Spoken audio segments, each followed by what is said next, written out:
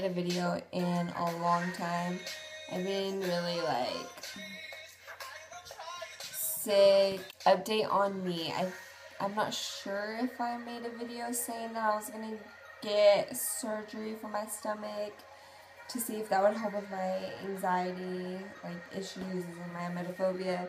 I went to the hospital to go get checked to see if my gallbladder was the reason why I was having like stomach aches and why I couldn't like go anywhere without like my stomach hurting and making me feel nauseous. Well, I went to go get that checked. They told me they had a like stick IV in, like I got that in, and then like I asked her, has anybody ever thrown up in this machine, like when they get tested? And she said yes. So I was like, oh, I ain't doing that. So I went home, and so they just decided to take my gallbladder out without testing that part. Because it was all the same symptoms, but they were just going to make 100% sure that it was it. But since I couldn't get the test, they just did it anyways. Well, surgery was, I guess, fine. But after the surgery, there's problems with, I'm not going to get into details because I don't want to cause problems. Stuff. Anyways, I do not like pain medicine because it makes me feel weird. Anything that makes me feel weird, I do not want it at all. And so I'm using my hands a lot. I do not like it. So they gave me a little bit too much medicine after surgery, so I felt really sick. And I got sick twice, which was bad. Bad for me anyways. I had so many complications that day that I really do not want to talk about. A couple days later, I couldn't speak anymore. Like, everything was coming out in a whisper. Not even a whisper, like, it was just, my voice was gone. My mom's friends came over and we talked about stuff, and they said that I needed to go to the emergency room. This was a couple days after surgery, I think like 3 maybe. So when they left around midnight that night, I was like feeling a little more sick, but then I was like, I don't want to go to the hospital due to those staph complications. Then my mom lifted up my shirt to see how the incisions were, and it was like red and almost purple, and my stomach was so hard that you couldn't push it. You know, like when you push a basketball, it was like that. It was so hard. And so my mom finally was like, let's go to the emergency room. I went to the emergency room around midnight. I got my IV in, and then they gave me pain medicine, which I hated it. I mean, like she was putting it in, and then I was like, oh, yeah, it doesn't feel bad, and she was going slow. As soon as she like got done and she put it away, like 3 seconds later, I was like, I can't breathe it, and then I was like, I don't like it. I was like crying. Yeah, anyways, the doctor was like, everybody likes this medicine, like, why don't you like it, you know?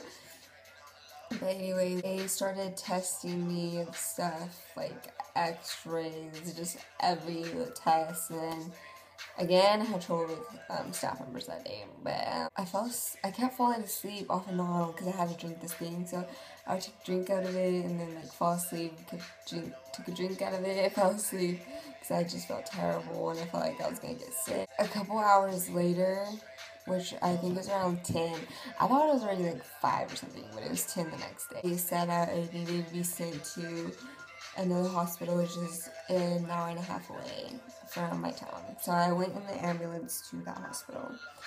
And when I got there, the surgeon saw me and he was like, you need emergency surgery. So then they put me in a room, prepped me up, and then he finished the surgery he was on, and then he came and did mine, which basically he said that the other surgeon that did my first surgery perforated my intestines, and it leaked pus, I guess that's what you could say, which everything got infected. My blood, my lungs, my kidney, my liver, everything was infected. That's why I couldn't talk. My lungs were like so filled with stuff, and it just really sucked. I felt terrible. So after surgery, like, I still really didn't know what was going on. I woke up, my belly button was open. Well, like, I had stuff in it, but they left it open, the incision, to drain everything in there.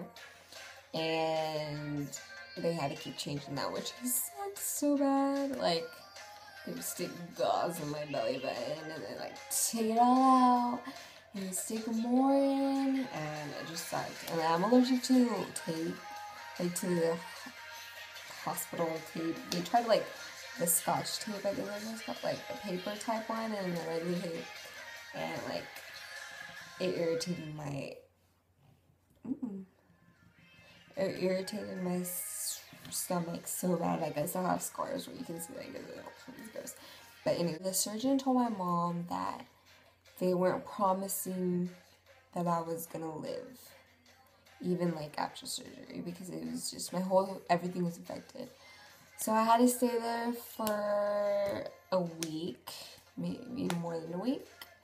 Maybe it was a week, at the hospital, which I was just getting treatments and treatments and treatments, trying to get my blood clear of the infection, everything clear. So they finally sent me home, but my kidneys still weren't functioning right. And probably, like, I want to say 2 weeks, maybe more, my kidneys started functioning again. So that was good, which going through all that made my anxiety worse, made my emetophobia worse, because the infection just made me feel so sick, and that wasn't fun. After I got better, I was able to, like, do stuff. I started going to counseling again because my depression got bad.